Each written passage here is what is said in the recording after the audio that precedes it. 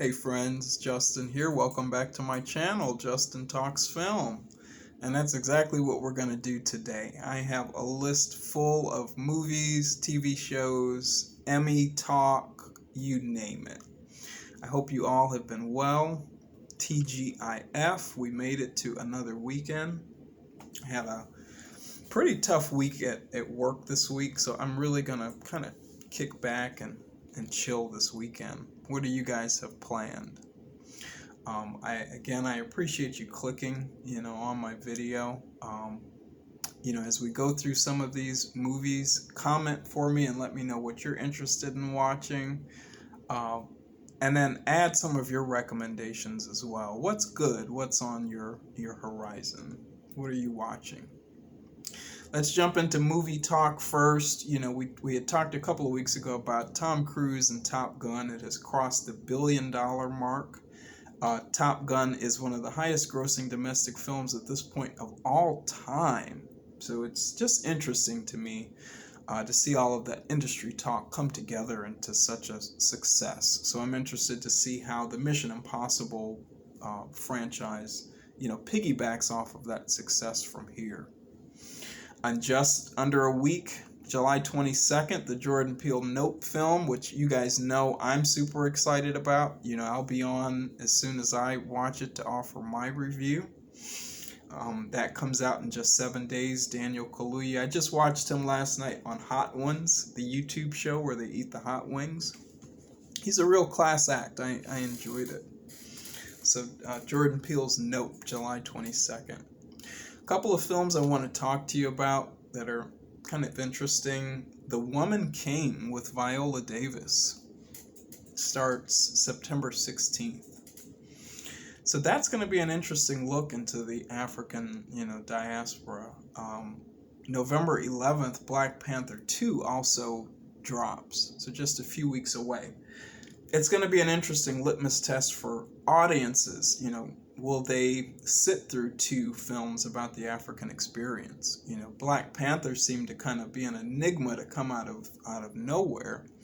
We'll see what audience appetites are like. I'm glad for Viola Davis that The Woman King is coming out first, September 16th. Have you watched a trailer for that? Is that something that you're interested in?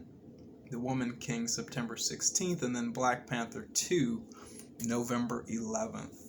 I think Daniel Kaluuya, I was just reading something online a few minutes ago, I think he confirmed that due to a scheduling conflict, he wouldn't be in Black Panther 2.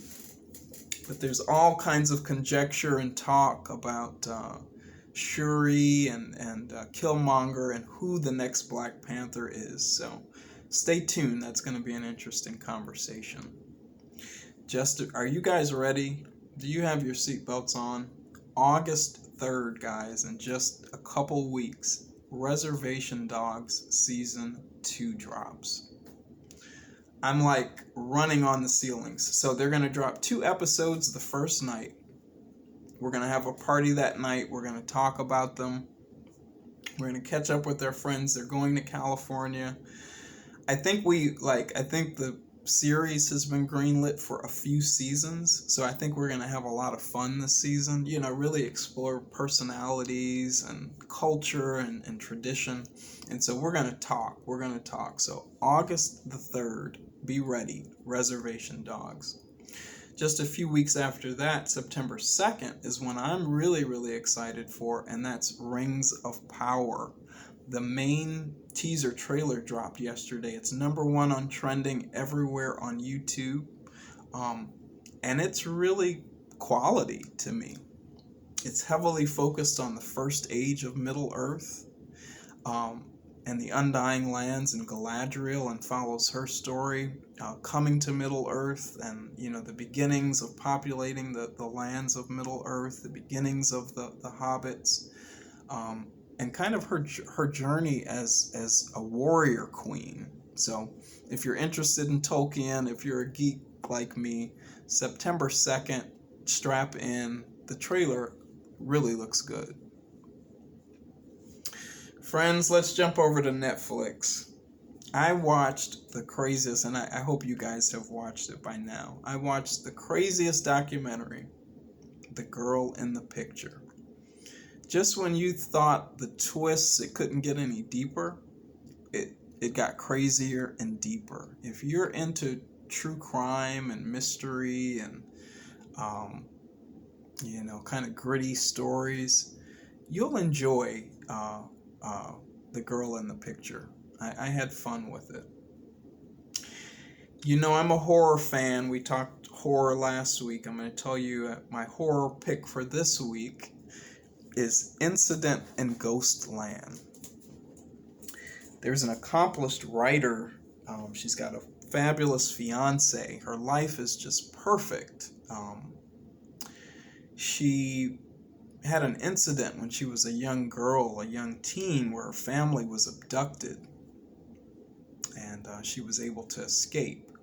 But she has these terrible nightmares or flashbacks to where she's in this hostage situation. And people are screaming at her. And pretty quickly into the film, we realize that this life that she has, she's an author, she's got the perfect fiance, this is all a delusion that she's created in her head in order to stay sane. She's really still in that kidnapping or that hostage experience or situation. So it's an interesting psychological experiment or story. So if you're into horror, Incident in Ghostland is fun. If you liked more whimsical stuff like Sabrina, the creepy adventures of Sabrina, there's a new series that I recommend. It's called Boo Bitch. The title is unfortunate, and it doesn't do it justice, but Boo Bitch was a really fun, creepy series that, kept mystery the whole time. It was funny, it was timely, and I really enjoyed it. It was good quality, and I think it'll probably slide under a lot of people's radar. Speaking of sliding under radar, a friend of mine was over the other day, and he put on the Rebel Wilson movie Senior Year. If you haven't watched Senior Year yet, it's fun. It's not quite up there with Clueless and Mean Girls, but it's up there. You know what I mean? It's a close third in terms of quality. So I enjoyed Senior Year. Have you guys watched it yet? What did you think if you watched it? I'm a Rebel Wilson fan. A lot of people aren't. All right, guys, let's talk Emmys. There's some highs, there's some lows, good, bad, up, down. But let's jump in. Both Lily James and Seth Rogen were both nominated for Actor Emmys for Pam and Tommy, a show that we watched here a couple months ago on the channel. I didn't know if the show had gotten a big following or not, but it got 10 Emmy nominations. So if you have not yet watched Pam and Tommy, it's a great show. Definitely check it out on Hulu. Pam and Tommy, 10 Emmy nominations. Lily James' first Emmy nomination, playing Pamela Anderson, an actress who struggled to be taken seriously in the film space. The actress that's playing her and that played her perfectly is being nominated and potentially going to win an Emmy, and so I'm excited about that. It's the last season of Insecure, so I expect Issa Rae to take Best Actress. They tend to, in Hollywood, reward an actor or actress's body of work, like Schitt's Creek and certain shows on their way out. And so I expect Issa Rae to take Best Actress. I'm excited about that. Abbott Elementary is nominated for Best Comedy alongside Barry and some other shows. And I expect Abbott Elementary to take it. Both Abbott Elementary and the lead actress are both nominated. And I'm so excited for the trajectory about Abbott Elementary and potential spinoffs. So I'll be watching, or I'm interested, I'll tell you that now, just to know how, Abbott Elementary fairs. And the reason I say that, guys, is because of the snubs. Oy vey. Reservation Dogs. 0 nominations, no actor, no showrunner, no writing, no produce, nothing. And that bothers me. I mean, the shows that represent me, the shows that I'm interested in, the shows, that I see quality and future in, that the Emmys are just not paying any attention to. And it upsets me to a point, I'm not actually upset, guys, but it upsets me to a point where I'm considering not even watching the Emmys because it's irrelevant. Do you understand what I'm saying?